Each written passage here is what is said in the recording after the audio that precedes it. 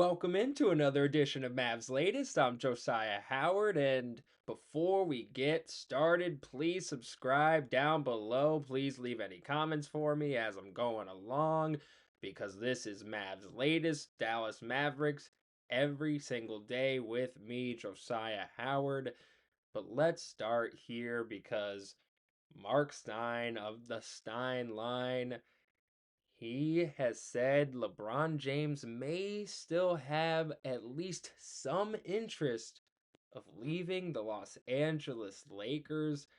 And one quote Stein has is, I believe that James does have some genuine curiosity about playing in Dallas. Bear in mind that he's extremely settled off the floor in Los Angeles. It has been his family's primary home base for the past 7 years, and he's building a new home in Beverly Hills. To play elsewhere at the stage in career could well require a landing spot that could provide a special level of comfort to take him away from all that. The Mavericks would seem to be uniquely suited to offer that with so many people in Dallas he already knows very well, from GM Nico Harrison to head coach Jason Kidd to former teammates Anthony Davis and Kyrie Irving, Mark Stein notes.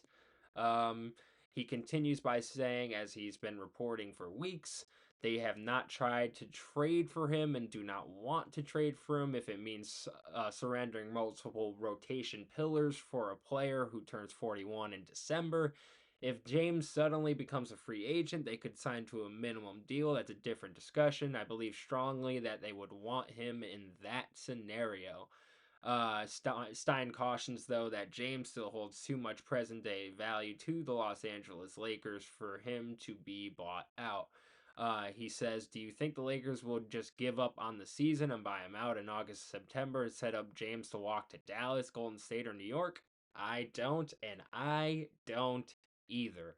I've been saying all along, it more feels like the pipe dream of LeBron coming to Dallas, right? I think there really is genuine interest. There's, like Stein said, in all of that.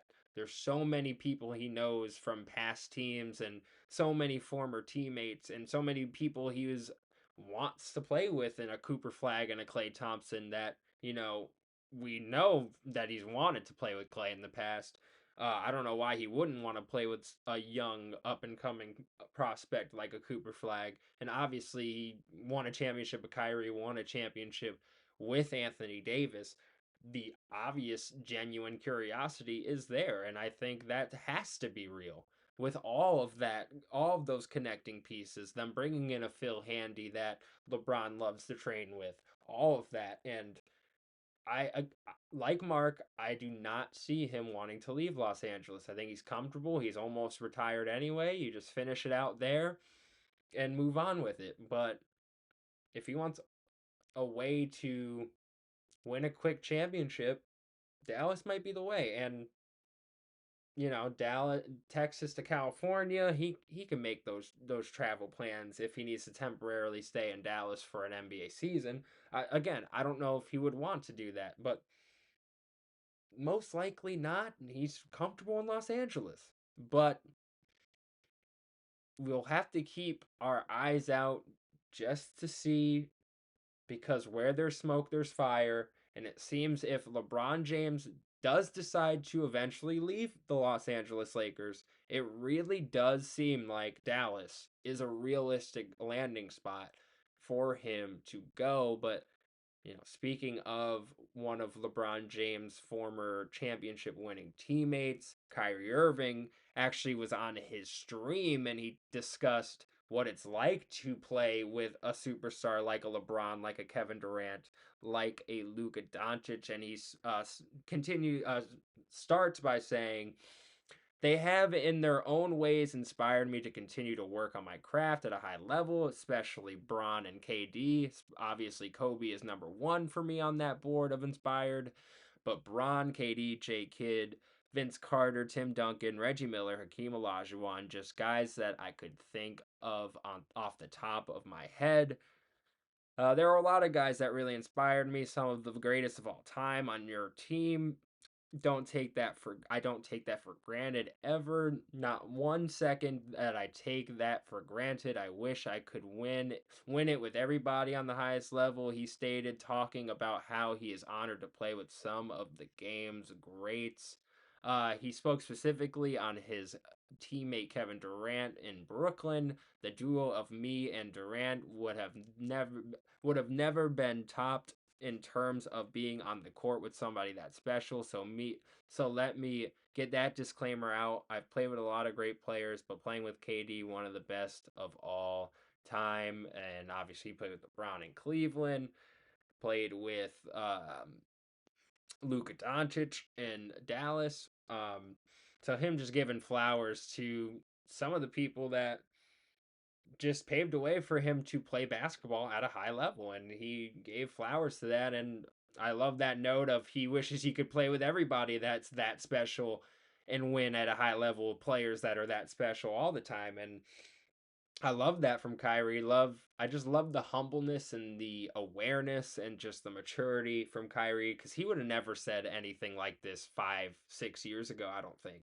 So just the continued growth from Kyrie, I just love seeing it. I'm gonna keep covering it because that's the type of stuff I like talking about. And I think it does connect to LeBron's curiosity with the Mavericks. So just Kyrie giving his flowers to some of the greats he played with, like a LeBron, a Luka, a KD, and hopefully now a Cooper Flagg, and we'll see where it goes from there. But speaking of Cooper Flagg, he on Mavs Twitter sat down and answered some of his most asked questions. And the first one is, what did he study at Duke? And in the video, the first question was about his field of study. According to him, though, he didn't have a major and simply took a bunch of basic classes. However, he did take some classes about finance, perhaps in preparation for his NBA career. Now landing a 4-year, $62.7 million deal. He said he was undecided and undeclared. He didn't have a major, but took a bunch of basic classes, some finance classes, trying to learn about money and stuff. And that was really what I was studying in my first year.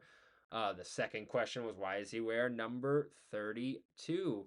Apparently, there's a special reason behind it. In the video, he explains that he chose the number because his mom wore that number in high school. And he said, so my mom wore 32 when she was in high school, and that was always her number.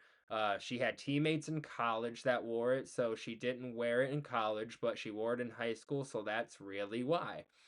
According to the Sporting News, Cooper Flagg's mom, Kelly Flagg, attended Nokomis Regional High School and scored 1,257 points in her high school career and played at the University of Maine. The next question was asked, does he have a nickname? Flagg's most popular nickname is the Maine Event, spelled like the state Maine, and he seems to fully embrace it. In fact, he previously said that it is a cool nickname. Uh, Personally, he shared that people call him Coop, which he considers a nickname, but he refused to say what those close to him particularly call him in his family. He said, people in my family, they call me other names. My grandmother has other names for me. I'm not going to make those public because they're a little bit embarrassing. I definitely understand that. We all have our embarrassing family nicknames, so I definitely get that from Coop. And he said, also was asked who is his Dream 1v1 player, and he said, I might say Dream 1v1 might be Larry Bird. You know, I used to watch him a lot growing up. I feel that would be a really cool person to play 1v1 with when he was in his prime. And then just a nice casual question. How is Cooper Flagg doing? He says, I'm amazing. Thank you for asking. Settling into Dallas wonderfully. You know, it's a beautiful city, a lot of great people, so excited to be here. Nice bow on the interview just to ask how he's doing, and great that he's integrating himself into the Dallas community well. But to wrap things up with some Mavs chatter, one trade idea proposed by Detroit Jock City that got my ears perked up a little bit because in this trade, it is proposed that the Pistons will receive PJ Washington for point guard Jaden Hardy. And Jaden Hardy has dealt with a lot of injury to start his career, but has shown a lot of promise over his first couple years. And I would say that, he comes from a basketball legacy family. His mom played professional basketball, very super uber athletic for his size. I think if you could swap a PJ Washington for Jaden Ivey, I think you do that. I know you already brought in a D'Angelo Russell. You're still trying to find a way to bring back Dante Exum, but he is the type of talent that if you pair him with a Cooper Flagg in the future, I think Jaden Ivey could be very, very interesting for the Dallas Mavericks. I love this trade idea. I don't know if the Pistons would be pretty interested in this at all. If I was them, I wouldn't be. But if somehow the Mavericks could pull that trade proposal off, I, I'm in. Jaden Ivey on the Mavericks just for a swap with PJ Washington. I know PJ's a real versatile player. He is a real plug and play in a lot of spots. But you still have to have a mix of guys with potential, and I think there's still some potential with Jaden Ivey there to take another leap. And to have him grow next to a Cooper Flagg might be a good plan. And right now, he'd probably be a six man when the team's fully healthy. Maybe there's a world where he'd start over Clay if he outperforms Clay. Um, I know Clay makes good money, so it's not necessarily in the cards for that to happen, but I don't hate this trade at all. I think Jaden Ivey on the Mavericks, if it's a PJ Washington swap, is something that I would be definitely very, very interested in.